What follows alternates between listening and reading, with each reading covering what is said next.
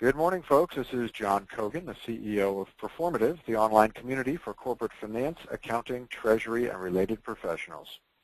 First, I would like to welcome everyone to this morning's webinar entitled The Evolving Role of Finance Leaders, Technology Strategists. As the role of finance continues to evolve, the office of the CFO now has much more ownership of technology adoption in the enterprise. Finance leaders need to not only understand which systems his or her staff need, but also the needs of company employees across the enterprise that impact productivity, support growth, and drive profitability. This webinar will illustrate how finance leaders can successfully own technology across their enterprise by leveraging current and emerging trends in cloud and related technologies. We've got a couple of real experts on both finance and the integration of technology with finance, accounting, and other functional areas. So I am greatly looking forward to hearing what they have to say this morning. We would, first up, like to thank our sponsors, Adaptive Planning and NetSuite, for helping us make this possible. Everything we do at Performative, from events to everything we do online, is completely free for our users. And it's with the generous support of sponsors like these that makes that possible. So thank you to NetSuite and Adaptive Planning. Now, for those who are new to Performative, and this might be your first brush with us, Performative is the largest and fastest growing online resource for senior level finance, treasury, accounting, and related professionals. More than 600,000 CFOs, controllers, and other folks are touched by Performative in some way, shape, or form every month. Online, we are simply a peer-to-peer knowledge sharing network. It's a wonderful place where there's absolutely no noise, no ads, no self-promotion, just professionals asking questions and other professionals and subject matter experts answering them. It's a wonderful place to be. Of course, it's all completely free and ad-free. Check it out at performative.com. Now, a couple of notes on today's event. A link to today's presentation and a video of this webinar, or a link to the video of this webinar, will be sent out to all attendees within 24 hours of this event. And it will also be posted on performative.com. You can see where you can go there, the link. The presentation itself is actually already posted out there, so you can feel free to grab it at any time. Obviously, that's free, like everything else on Performative. Next up, there are some folks who will be getting CPE credits today. In order to provide CPE credits, we have to ask 2 polling questions during today's webinar. It'll be very obvious when we do that. Now, these are actually broad-based polling questions. They give us a bit of a statistical snapshot of who's on the phone and what companies are doing what. The polling data is all anonymized, so no names will be attached to the results that we get. But we would love to hear about what's going on with your company with regards to these polling questions. So even if you're not here for CPE credit, we'd love you to take those polling questions. Please ask questions during today's webinar at any time. There's a question section in your GoToWebinar control panel. If you take a look at that panel right now, there's a section called Questions. You can ask questions at any time about today's topic, and we will do our best to get to those questions. The last section of today's webinar will be Q&A, so that's the point at which we'll get to all those questions. Finally, when you depart today, you'll be asked to take a short survey, literally 60 seconds.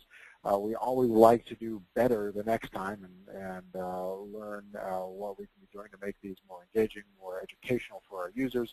So please, if you wouldn't mind giving us those 60 seconds, we'd greatly appreciate it. Also, at that time, we make it very simple. If you'd like us to help connect you with either of today's speakers, that's just a mouse click away, and we'd be happy to help make that connection. So that is the survey afterwards. Learning objectives, we've got a lot of ground we'd like to cover today, but in brief, the things that we'd really like to get you to is a sense for how finance organizations are driving IT across the enterprise, and what finance, accounting, treasury, and related professionals can do to help drive that and drive good tech decisions. For some reason, finance, or some combination of reasons, finance and related functions in the enterprise have really become the home of a lot of the technology strategy and implementation for corporations. And this is a new role very few of us were trained for, and leads to a lot of interesting opportunities. Well, we're going to hear about that today. And leading us off is a gentleman I'm happy to introduce, David Davis, who's a consulting partner at Armanino McKenna. David's expertise includes SOX, process reengineering, internal audit, and mergers and acquisition. He's a consulting partner at Armanino McKenna. He has extensive finance and accounting background as well as technology.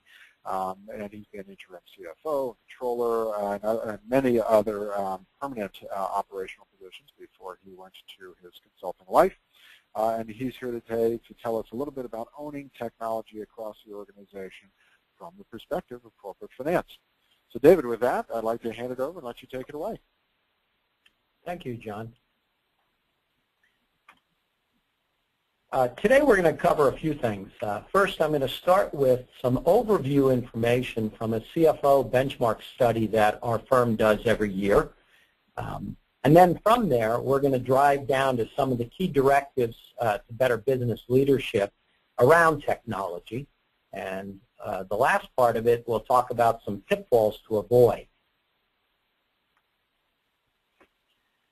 Our firm has conducted a study and a survey for the last several years, actually since 2010, and we've had over 1,000 participants in the Bay Area primarily that are CFOs, controllers, treasurers, and some CEOs that have all responded to specific questions, which we will give you some overview of that. Our goal in that study is to identify plans and expectations that are being put on the CFO organization by the business. Understand some of their top priorities and initiatives so that obviously we can also wrap our services around those things and help the CFO organizations that we work with. So the framework here that I'd like to talk about is something we refer to as the CFO Evolution. And what we have done is we have spent time asking questions on the left-hand side of your screen. We've broken it into 3 roles that the finance organization plays, that of accountant, protector, and business leader. And we've asked questions around how much time is spent by the organization, not just the CFO, but the entire CFO organization. And that may include information technology, it may include HR. Different organizations have different sets of responsibilities within the CFO organization. But we blended it all together, and on average, CFOs are spending about 55% of their time in the accountant role, 20% in the protector role, and business leader 25%. And then the next question we ask is, where do you want your time spent? And that's on the right-hand side. And they want to spend less time on the accountant role, which, as we all know, you have to be fast and accurate or you don't have your job anymore. So you've got to get that done right. They want to spend about the same amount of time on the protector role, and that's the compliance issues, things like Sarbanes-Oxley if they're a public company or private companies, tax issues, things like that.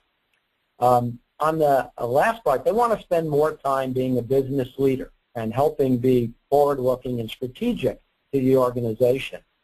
So we've set up some initiatives around that where we help companies streamline their accountant role, optimize the protector role, or enable the business leader role. And based on this, there's 3 key factors that have come out of it. There are initiatives that CFOs have told us around people, process, and technology. And today we're going to talk about the last one, technology. That just gives you a little bit of background on where we've gleaned this information from. So again, in addition to the survey, we do other market research, and we do our own, we put our own experience in that. A lot of the people in our consulting group have been in industry as well as on the consulting side. So we do have a more practical, we believe, a more practical approach. All right. So what are the key technology directives that have come out of this? There's a couple we're going to talk about today, and this is the first one. Move to an on-demand culture. Currently, it seems that CFOs are striving for what essentially is a 180-degree shift in providing financial data to the users of that data through user-driven self-service applications, on-demand type of applications. Currently, today, only about 17% of employees, according to the study, can access information on their own. But CFOs have said that up to 66% of the people in their organizations need to have access to that information through some form of technology. And this is not just coming from the CFO. This is coming from the users of the data, the consumers of the data.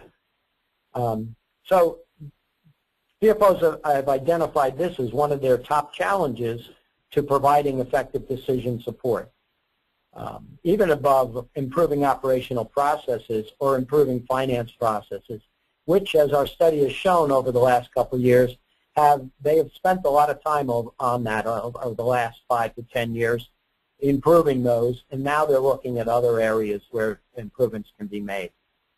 Okay? So what are we talking about here with on-demand culture? Well, cloud technologies. This is one of the first things that we need to consider. 5 years ago, no one was talking about the cloud, and yet in the last 2 to 3 years, companies are not only talking about it, but they're embracing it. It's clear that the trend in the cloud is moving quickly, and CFOs must continue to educate themselves to ensure that they have the proper insight into the best cloud strategy to meet their organization's needs. And we're not talking about just simply picking a application here and there, but actually having a strategy around what parts of the technology should be based in the cloud. Our studies have indicated that 60% of the CFO organizations have at least started discussing or trying to come up with a cloud strategy. 22% are actually deploying cloud technologies, or they want to in the next 1 to 2 years. And that keeps increasing in our study. Some of the advantages that people see on the cloud technologies versus the on-premise model, and cloud technologies, as you know, are referred to as SaaS, software as a service model. The lower annual subscriptions, and this information, by the way, is taken from the Yankee Group, which looks at a variety of technology costs and studies it, comes up with total cost of ownership. So they're basically saying that cloud computing can lower the total cost of ownership versus on-premises software.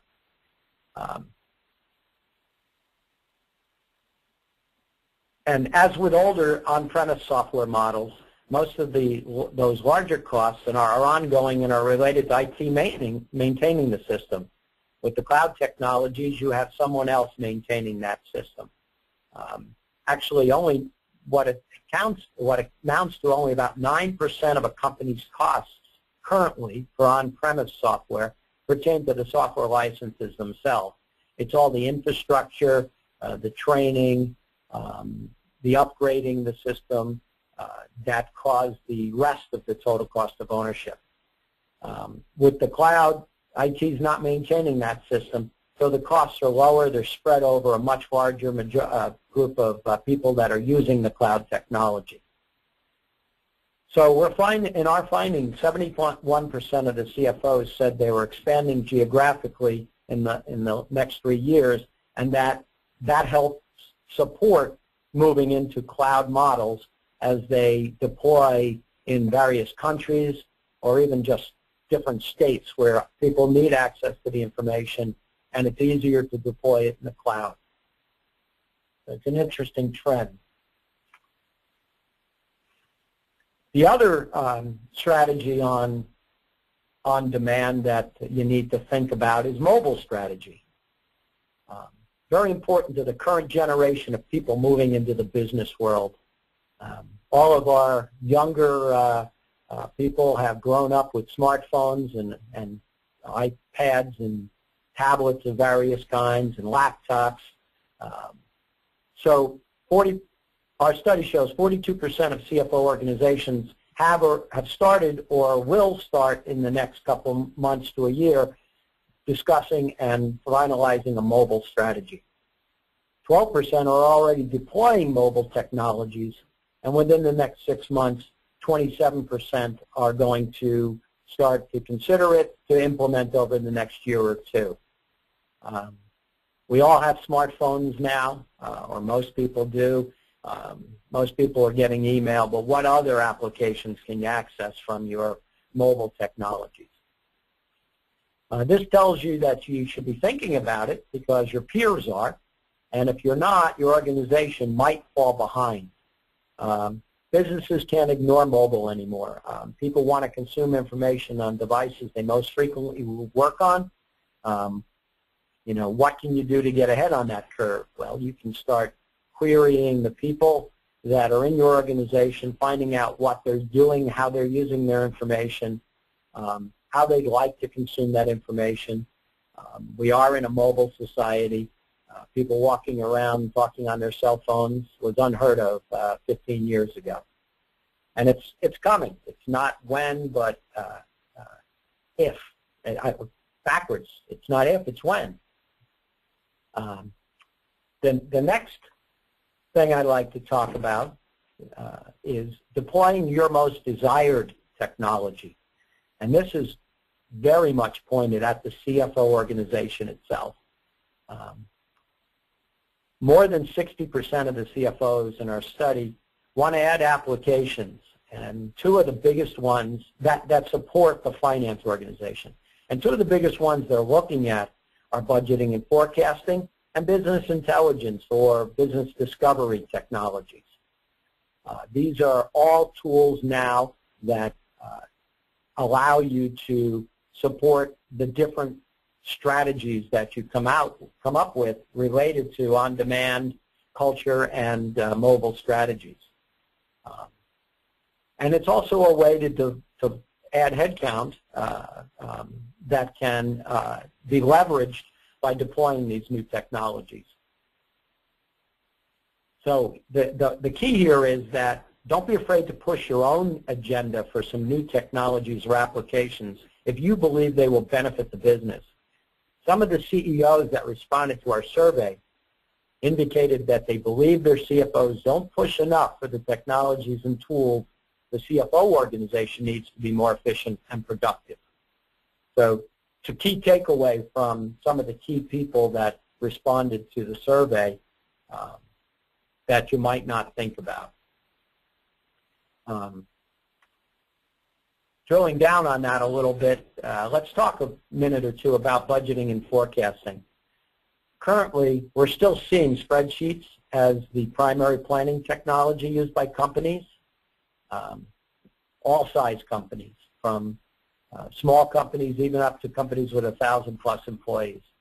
But spreadsheets can cause many problems, and some of those are listed there.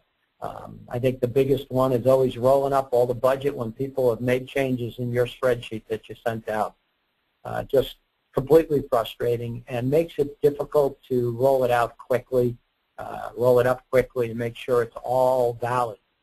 So there are SaaS technologies out there, adaptive planning being one, there's several others that can actually increase collaboration in a multifaceted organization and allow you to become a much more efficient organization as a CFO organization. You get to actually bring the company to the next level of continuous forecasting in a much, much easier way with some of the technologies that are out there. And so basically the question is, why hasn't this important forward-looking activity, a business leader activity, and the related data been captured in a system with defined best practices around it, just like the historical data that CFO organizations track in their ERP system. It's definitely something that we need to all be thinking about. The next one is business intelligence. And this really helps to drive, the tools that are out there today really help to drive the self-service aspect of on-demand culture. Dashboards that can be seen on tablets or smartphones as opposed to just on your dashboard at your office. You can enable it to all people within the organization that need the information in a timely manner to be able to make good decisions.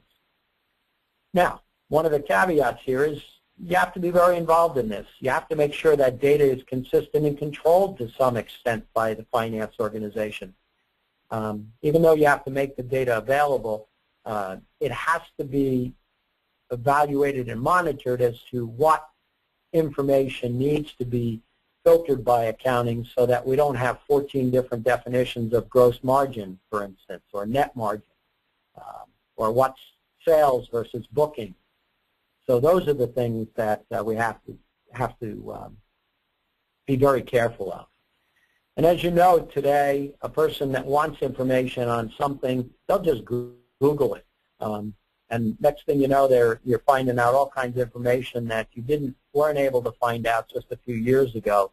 Well, it's the same in business. We want to be able to allow the users to find out the information they need to do their job no matter where they are or what device they're holding. So let's talk about a few pitfalls here. First off, we have seeing technology as a hindrance instead of an enabler, delegating everything to IT, or opening the floodgates. So we'll talk about each one of those. Not embracing new technologies is a mistake. We have to continuously look for ways to automate and use business applications to improve productivity and increase and provide greater confidence in your data as a CFO. You need to be leading the charge to evaluate and select the right tools for your company. You have the best view of the entire strategy and how it impacts the financial results of the company. So you need to help drive that. Number two, delegating everything to IT. IT is extremely important in helping to evaluate the different technologies and the platforms that are out there, but you can't let them work autonomously. You need to help work with them to define the strategy, the requirements, and the solutions across the organization that will drive productivity and reduce costs.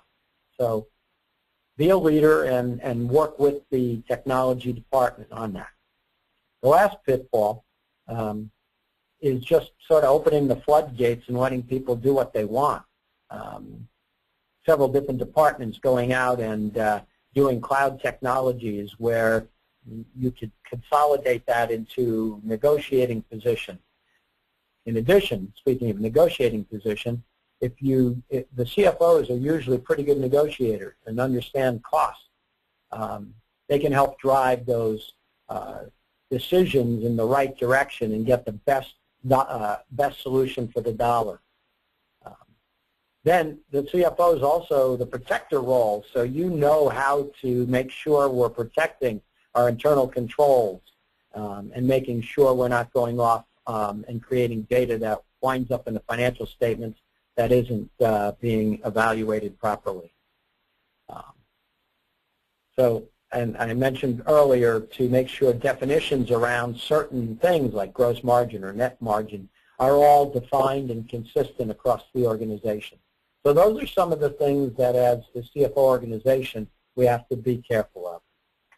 So last, let's talk about how you develop some of the things that you need to think about in developing a technology strategy. Engage the management team, all operational and administrative support groups. You need to find out what they need and what technologies they think will deliver that information to them. Identify all of the important information that they need. And then we have to document it so that everybody can sign off on it, so you don't get the pointing of the fingers later on that they didn't get their input. The next one would be input from the end users. This isn't always the management team. You have to engage them, but you also have to engage the true users of information, the end users, whether they're management or line people. Get them engaged, and they get committed to helping define what's really needed, and you'll have a much better outcome on your technology solution. Empower your IT department.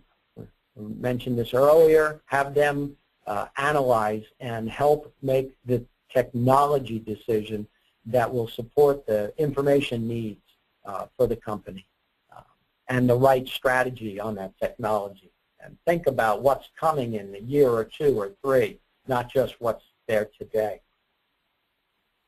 Last one, align your technology priorities with the priorities of your company. So make sure that the technology strategy dovetails into the corporate strategy around, define those goals, timelines, and responsibilities.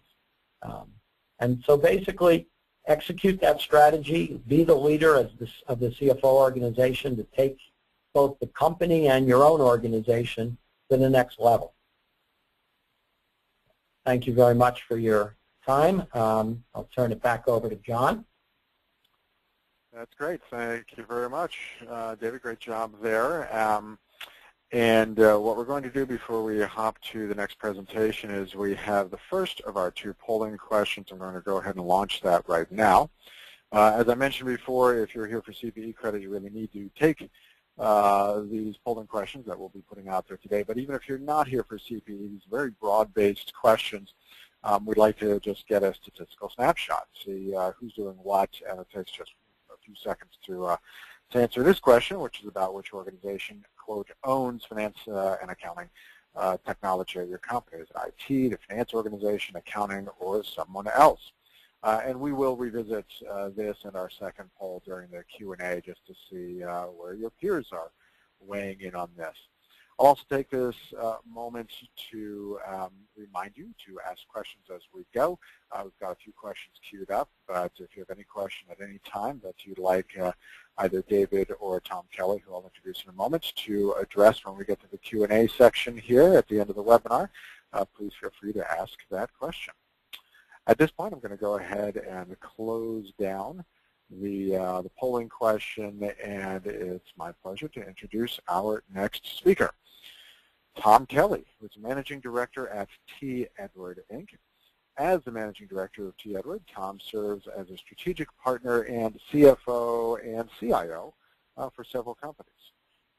Companies that he is partnering with at this point include Cardia Health Systems and OnPoint Medical Diagnostics, both organizations that were created by commercializing software IP from leading healthcare institutions. Also, TriPrima, Inc., who offers computing infrastructure and storage as a service delivered in a private cloud computing configuration, and FeedLogic Corporation, a leader in intelligent feed systems and informatics for livestock. Tom has held senior management positions with large public companies such as PepsiCo and Deluxe Corporation, as well as small cap and privately held entities such as eBenix and PeopleNet Communications. He is a CPA, he has a CPA and an MBA, and he's here to tell us today about the evolving role of finance leaders as technology strategists. Tom, please take it away. Tom? Folks, we're having a little bit of a technical issue with Tom Kelly's audio at the moment. Please bear with us for just a second. See if you can get that going. And I think he's dialing back in, so my apologies. We'll go ahead. You know what? Why don't we go ahead and take this moment, and I'm actually going to pop up the second poll question, which we might as well do now. While we're waiting for Tom to get dialed back in here. So I'm going to go ahead and launch the second poll question, which happily we've got right at our fingertips here. Let's go ahead and grab this one. Is your company moving towards or away from finance or accounting owning corporate technology application strategy? Some companies are moving towards that. Some are still ensconced in an IT-led technology organization, et cetera. So let's go ahead and grab that, and we'll give you a minute to answer that while we see if Tom is getting back on the audio. Tom, you there? John, can you hear me now? I can hear you just fine. Let's go ahead and give us another 10 seconds for this poll, and we'll kick it back over to you. So I'm going to go ahead and close down the polling question right now. Thanks, everyone, for putting your vote in here. Tom, I'm re-giving you keyboard and mouse control, so grab it. Okay, I think I have it, and I just want to let everyone know I was feverishly pressing the unmute button, but it just did not want to unmute. Sometimes that happens. All right, Tom, it's all yours. Thank you. Very good. So I appreciate David talking about the cloud. I've really been embracing the cloud for quite some time, and David used the term on-demand, so I guess the progression has been on-demand software to software as a service to now the cloud. So, but nonetheless, it's been an experience of mine. And there were, a few years back when I was doing this, when perhaps the barriers to the cloud were not as probably knocked down as they are today, I would liken what some of the financial magazines were doing, particularly CFO Magazine. I likened it to the Michelin Tire Man, which implied, if you didn't have Michelin tires on your car and you had children, you were a horrible parent and put your children in danger. So, and I think that, BF Goodrich and Goodyear, they do have great tires as well as others. So the point I want to make with that is there still is some, I consider, some fear marketing, if you will, out there. That's coming down dramatically, obviously, since 2008, 2009, but it does exist. And what I'd like to tell the folks in this call is, I would argue your data is more secure in one of these, providers that are, established providers, the Salesforces, the NetSuites, the Adaptive Planning, these companies that have been around for a while, than it would be to have a server sitting in your small to mid-sized business segment, IT room. So just keep that in mind as we go through this, and if you have some questions about the cloud at the end and security, I'd be happy to answer them. So we talk about the epic battle, and there's a great skit that Jimmy Fallon does, an old Saturday Night Live skit. It's called Nick Burns, Your Company's Computer Guy. And there's a song they sing at the beginning of it, and it's Nick Burns, your company computer guy. First he'll fix your computer, and then he's going to make fun of you, the Nick Burns company computer guy. And kind of comical, but I can't tell you that Nick Burns is alive and well at many organizations throughout the world these days. And I say this in light of, there's a lot of things we can do with technology. And sometimes I think we might want to understand that we need to leverage that technology to move the business forward, as opposed to being in fear about how we should be using that technology. And another great Saturday Night Live skit, it used to be called Unfrozen Lawyer, Unfrozen Caveman Lawyer. I like to kind of have a little fun and say Unfrozen Chief Financial Officer with my incredible smartphone, as David was mentioning out there, and what you can do with that. But there's a little tongue-in-cheek there, in that I do think, finance folks really need to get to the forefront of technology. If they can't own it, they need to be a really big part of it, because, trust me, you may have some great ideas about how to run the business, what the strategy should be, what to put in place, but unless you have a platform and a technology and a way to get that information into the people's hands that are going to make the decisions on a day-in and day-out basis, it's never going to get off the shelf. Another analogy I could give you is think about NASA. I think a finance department should think of themselves like NASA was when the astronauts, would take off. If you ever saw the movie Apollo 13, it's a great analogy, and that's the way finance should be working. And the nice thing about that is there are technologies out there that will allow you to be like that and not, break the bank or, put your company into bankruptcy. So I want to talk a little bit about some companies I've been involved with that have gone completely to the cloud, kind of how we did it, how we continue to do it. And here's an example of one company. It was trying to absorb rapid growth, 72% revenue growth, an increase of 40% headcount, 39% store growth, and this was a retail operation. to say they had an archaic infrastructure is probably being nice. Exchange server needed to be updated. MS Office upgrades were required, and we all know how much those cost. Very, very poor customer service ratings, right? So how do you improve those? There would be monthly all-hand sales meetings where they'd fly everybody in from all over the market, which is pretty costly.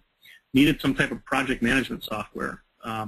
Expensive low-feature video hosting. This is a company that had many commercials, TV commercials, and they would store all these commercials in a service that provided a way to do it, but it was at a significant cost. What was needed? An ERP, a CRM, an HRIS. Use the buzzword of the system you could name. It definitely was a need in all these and more. So one of the things I want to talk about with this, as I said, ERP, CRM, HRIS in the cloud or leveraging cloud technology, is it really is, this is probably good timing given of an election year, the democratization of applications, meaning an application for every garage. So what I mean by this picture here is very simply this. We have the small office, home office on the left-hand side, and we have the enterprise on the right. These cloud applications can make you look like an enterprise, even if you're a sole proprietor or you're a small to mid-sized business. So it's incredible what you can do with these, and even in the enterprise, a lot of knock has been, well, you as a cloud provider don't have any big customers, but when you look at the number of users that might be running on their servers and you add them up, that number is pretty larger than any corporation out there in terms of the size of their employee population. So companies like Salesforce, NetSuite, Google, et cetera, believe me, I would argue if you added up all the users, there is no company in the world that you're going to find that's going to be as large as their user base that's running on their servers, and guess what? They're not going down, they're not having security issues, you name it. So don't want to go through this. I just put some pictures out there of what some of these cloud providers are, but believe me, it's kind of like the Star Trek Tribbles episode. It's like there's more tribbles, or it's like socks multiplying in your dryer overnight. It's incredible the explosion that's going on in the cloud industry right now. So there's a little graphic at one of the companies. We had a Halloween costume party, and somebody came as the Grim Reaper. You can't see what was on his back, but he had a symbol of a company. I'm John. I'm not going to mention names, but let's just say they were in love with on-premise. And so he was the Grim Reaper for on-premise software. So I just thought I'd share that with you because this is really happening. And if you look at companies out there that have just been on-premise, they are clamoring to try to get over to the cloud side. And what's interesting about that, to digress for a second, it's not that easy to take a on-premise based product and convert it to the cloud. Most of the companies out there that are successful in the cloud have built it from the ground up to leverage the internet capability and the internet protocol so that the applications run optimally. So one of the companies we got Appy, little joke, Happy. Company is second one, exercise equipment. We had an archaic email infrastructure. We had to upgrade Exchange. If we were going to upgrade Exchange, it was probably going to cost us $200,000 to $300,000. So with 300 employees, we went to Google Apps for our email, calendaring, you name it, system, and we ended up, I think it cost, I think it was it's like a fifth to a seventh of the cost on a year-in, year-out basis. Now, somebody might say, well, wait a minute, you're going to be paying that every year. Yes, we will, but think about this. As we know in the terms of what some email providers do is they make upgrades, and as they make upgrades, you need to, unfortunately, get new servers because it won't run on the old server technology. You need to buy the new software. You need to buy the maintenance contract. So about every 3 years, companies will go through this so that they stay up to date. So the other thing I encourage companies to look at is consider that. Don't just think you're putting out this large capital outlay of $200,000 or $300,000 in year one, and you'll be able to run it forever. The reality is you'll do it in year one, and in a 3 to 5 year time frame, you're going to have to do it again, while at the same time, you're going to be paying maintenance over those 5 years. So when you do the math, and this is personal experience, I've done the math, many of these things, I have never had it cost more, and at worst case, I've had it be break even. But then when you factor in the efficiency gains you get from this, it by far pays for itself from an ROI standpoint.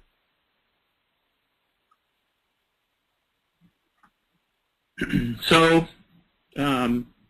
just to let you all know I'm not lying, we actually got some press on this. This was in Inc. magazine, I think, at Second One Exercise Equipment. And funny. They said a company is getting its IT department back into shape, which was true, and it was more than just an IT department.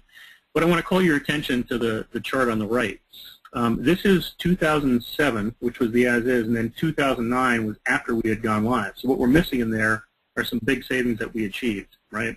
So you can see in the second line there, the IT budget was about $671,000 in 2007 to, we cut it down to about $260,000 in 2009. So the IT budget alone was pretty significant. But on a percent of revenue basis, we went from 0.73% to 0.28%. So almost a third reduction, or two-thirds reduction in what the initial cost was relative to sales. I want to pull your eyes down to payroll and HRIS. So you look at that and you said, wow, it was costing you $55,000 in 2007 and $60,000 in 2009. And that's right, it cost us more. But in the $55,000, all the company was getting was paychecks. In the $60,000, the company got paychecks, travel and expense management, HRIS capabilities, hiring, you name it. There was so much more capability and functionality that we were able to employ, and particularly in a retail environment where you have turnover that's pretty, pretty hefty. We need to make sure we stay on top of things, from legal compliance to just terminations and hiring. So it was very, very helpful in terms of making the HR department much more efficient and much more capable than it ever was before. Really just looking at them as a payroll provider.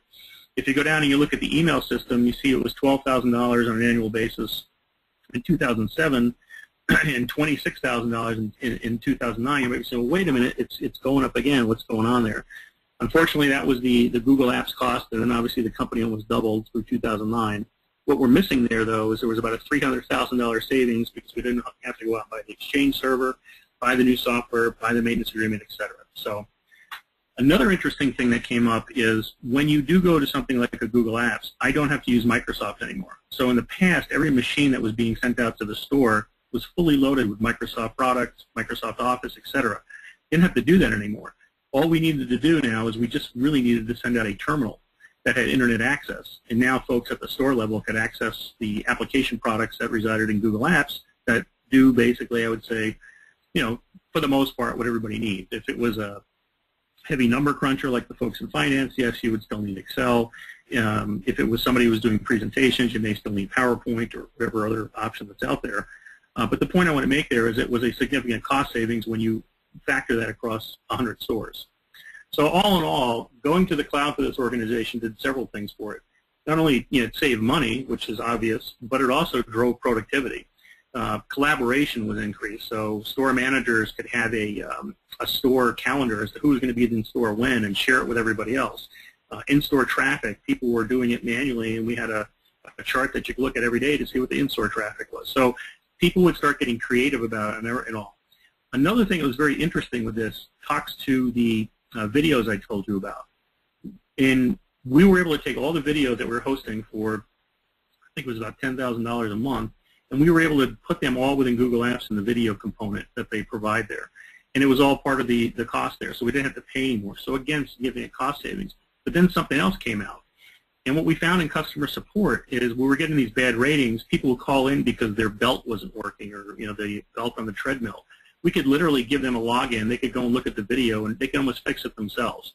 So we actually leverage it also to improve our customer support. So again, just some of the ideas. There's many more, but I just wanted to share some of those with you.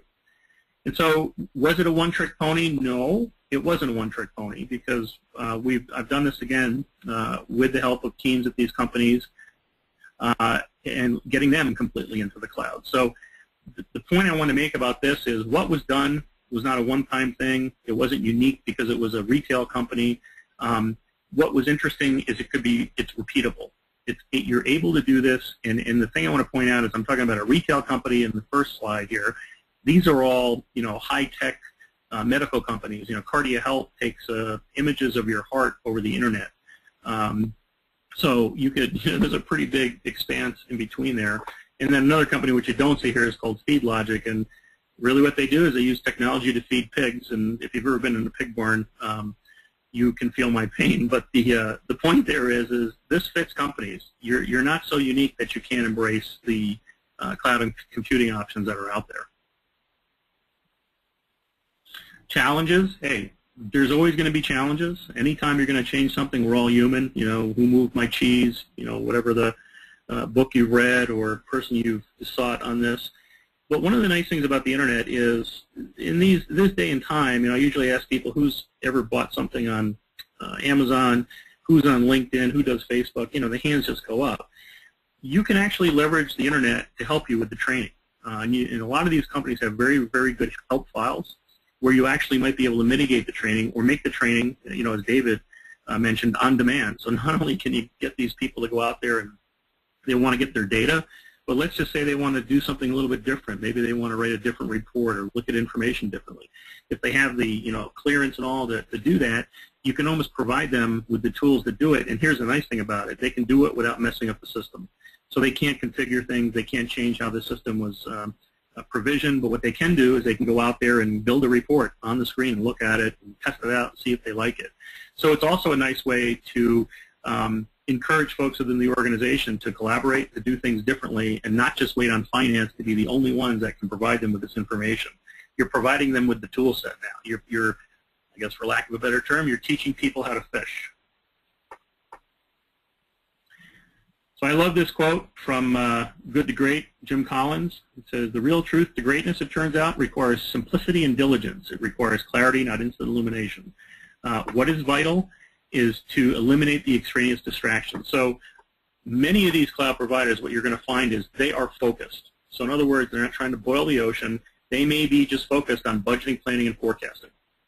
And that's what they do, and they continually focus on it, try to make it better and better and better, not just from a technology standpoint, but from a process standpoint, from what the customer wants. Because the other thing is these are service companies. Remember that. If they're not giving you the service you want, you'll go somewhere else.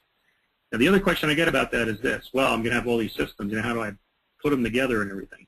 Well, I've been in the on-premise world. I've been in the cloud world. And I'm just going to say this is personal experience. My experience, when you have, let's say, a budgeting and planning system and you have an ERP system and they're both in the cloud, my experience has been connecting the two of those together has been much easier than what it was like in the on-premise world. And now, in fairness, obviously technology has changed over the years, so I'm sure on-premise has gotten better too. But I still have some clients that deal in the on-premise world, and they may have all on-premise or they may have on-premise and a cloud application. It is more complicated to get those two things to talk to each other than it is to get a cloud app and a cloud app to talk to each other. So again, a little more food for thought in that regard as you look at what's the right thing to do for your organization.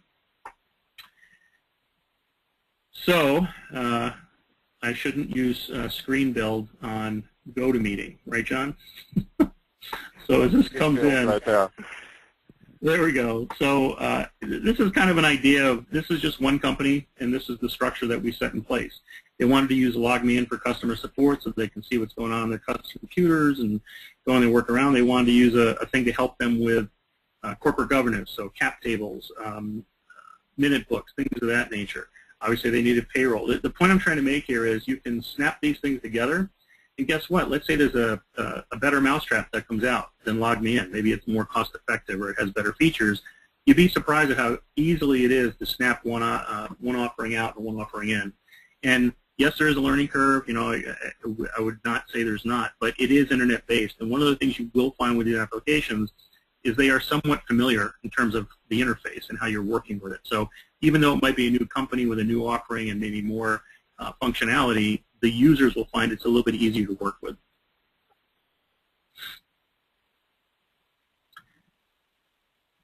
And somebody did this and sent this to me one day, but if you remember the movie Cloudy with a Chance of Meatballs, they said it's cloudy with a chance of efficiency and cost saving. So I know, stay in the shallow end. I'm a financial accountant. I shouldn't be doing this stuff. But there's a little truth to this, because there is the cost savings, but I really think what people need to look at is the word efficiency and the efficiency gains you get from using some of these applications. So like David talked about, making it on demand. People want to know, how much they sold today, or their boss wants to know how much they sold today. They can literally go online and find it out right away, or have an alert sent to their smartphone or iPad or whatever it might be.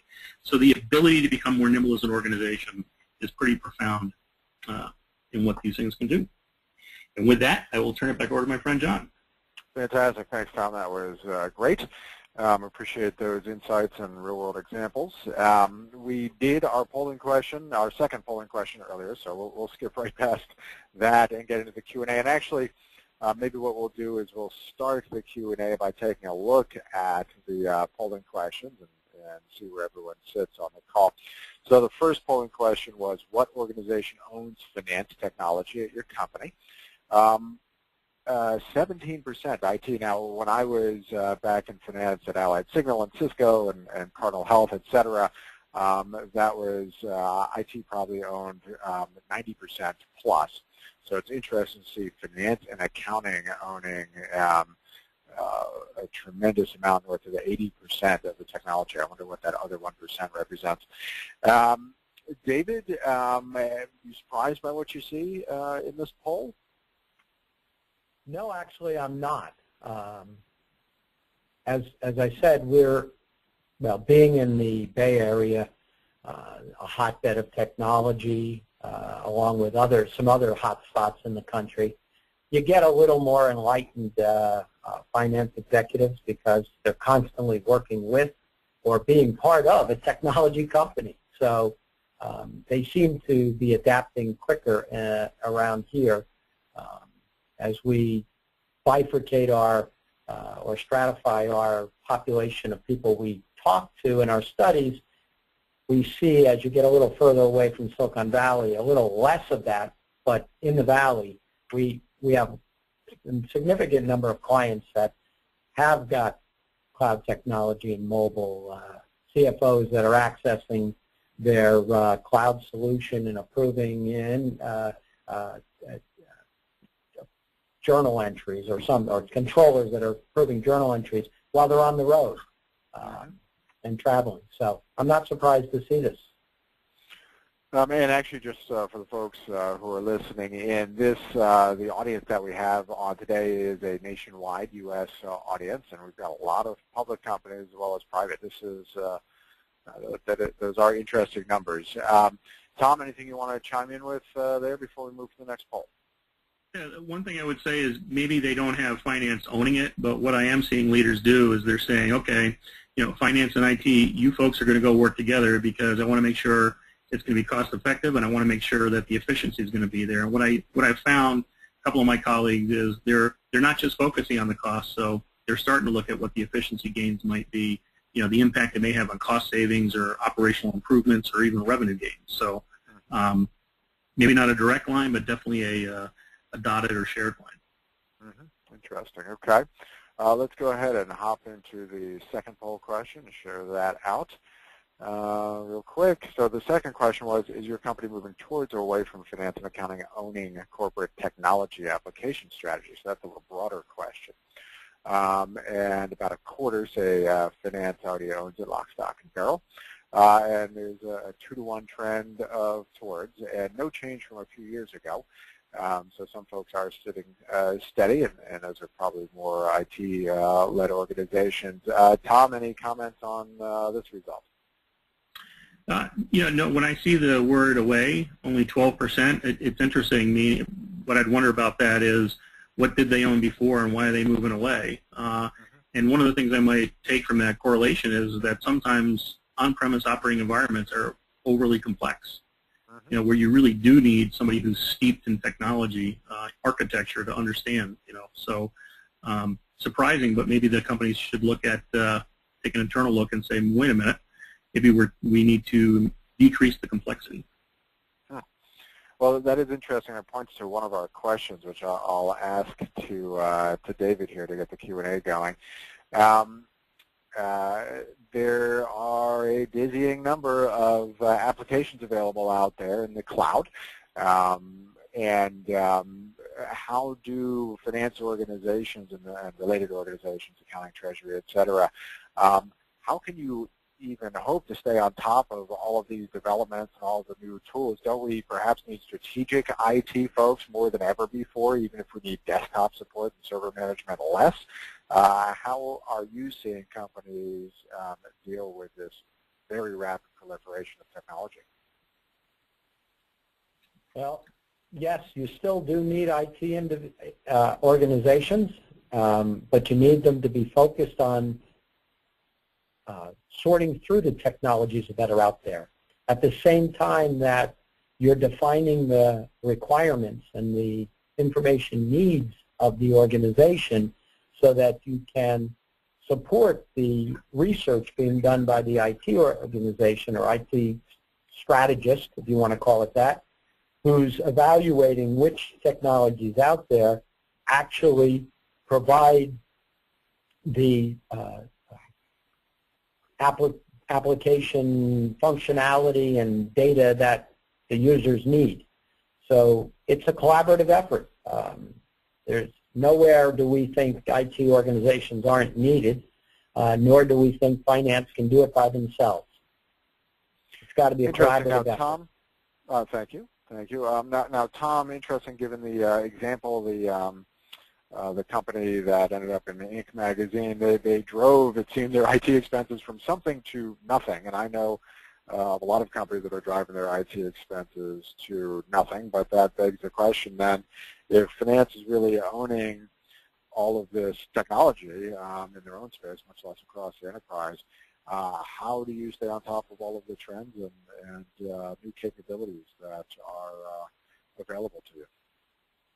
Well, I think in fairness to that comment, it has to be somebody who likes technology, right? So if it's from a finance standpoint, if that's really all it is, and you could care less about technology and it's not something that interests you, I certainly recommend you get somebody on your staff who can help you in that regard, particularly with these new offerings coming out, and how reliable are they, and how functionally functional capabilities they have. So it's not probably the normal MO for finance, but there's plenty of people out there that you could embrace and get on your staff, and maybe they are just focused on the IT aspect, but you're collaborating with them and directing them as to what to do, or give you the feedback on what's the latest and greatest and where we should be going from there.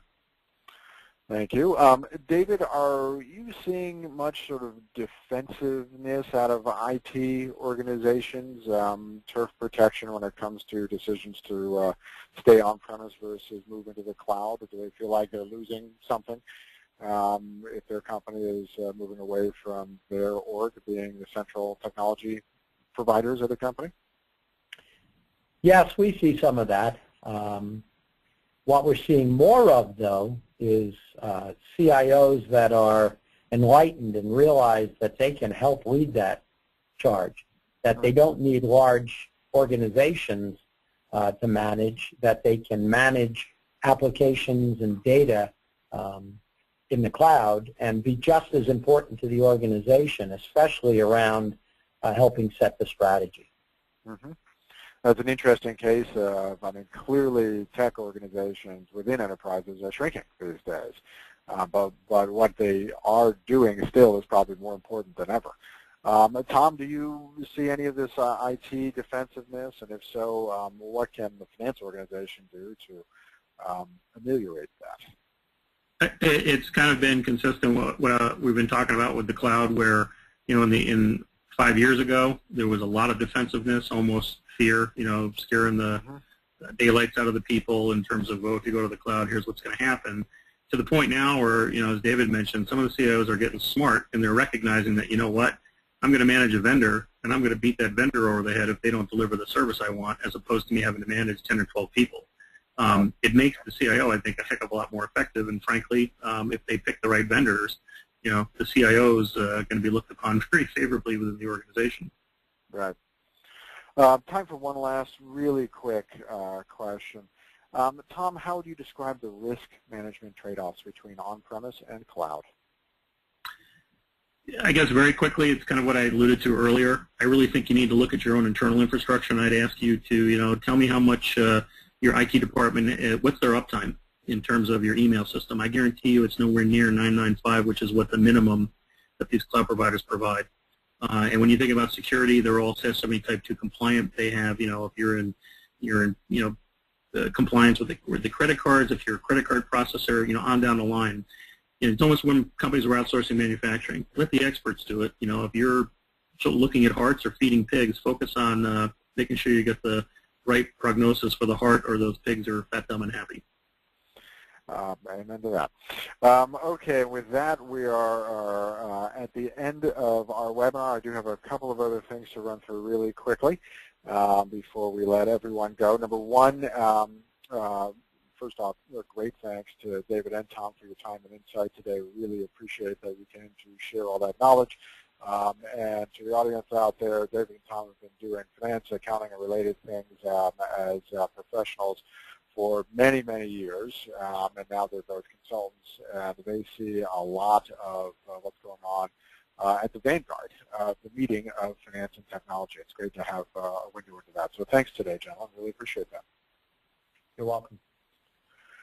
Next up, you will be prompted to take a short survey once the webinar concludes, which it will in just 1 minute. We'd appreciate you taking 60 seconds and letting us know what we could do better. Also, we'd be happy to connect you with either of today's speakers or with the sponsors of today's event. So let us know if we can help you follow up there. If you have any CPE questions, you can see Tanya Walsh's email address at the bottom. Of course, we'd like to thank our sponsors, Adaptive Planning and NetSuite, once again for helping make this event and everything we do on Performative free for our users and so incredibly useful. And with that, I thank everyone for coming on board and joining us today. We know how valuable your time is, and we appreciate you giving us an hour of your time. Now, we do have a couple of questions that we didn't get to address, and I will work with the speakers, and we'll probably post these on Performative today or tomorrow and see if we can't induce our speakers to put their answers online for everyone to see. We hope to see everyone again at another Performative event or online at performative.com. Have a great rest of the week, everyone. Take care. We'll see you next time.